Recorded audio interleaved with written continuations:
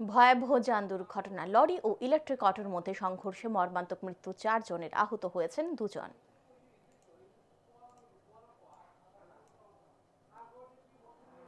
জাতীয় সড়ক সুরক্ষা মাস উপলক্ষে রাজ্যের বিভিন্ন জায়গায় চলছে সচেতনতামূলক কর্মসূচি। জনগণকে সচেতন করতে চলা রাজ্য জুড়ে কর্মসূচির মধ্যেও থেমে নেই যান দুর্ঘটনা। আচ্ছার ঘটে চলেছে দুর্ঘটনা, অকালে ঝরে যাচ্ছে বহু প্রাণ। ফের পথ দুর্ঘটনায় অকালে প্রাণ গেল 4 জন।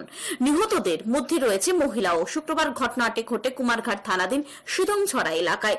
জানা গেছে, এদিন সকালে একটি 12 চাকার লরি ও একটি ইলেকট্রিক অটোর মধ্যে ভয়াবহ সংঘর্ষ হয়।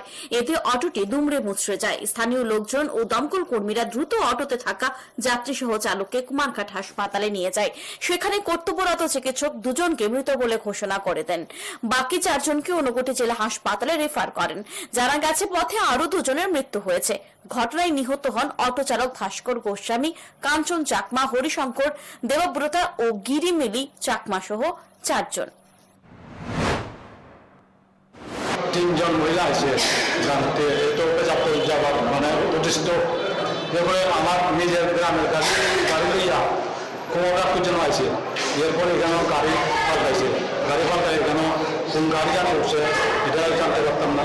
3 জন এরপরে যাইতে ওই সিধংছড়া এখানে বলে একটা বড় বাড়ি, ওই বড় বাড়ি বাড়ি থেকে গাড়ি নিচে পালা গেছে।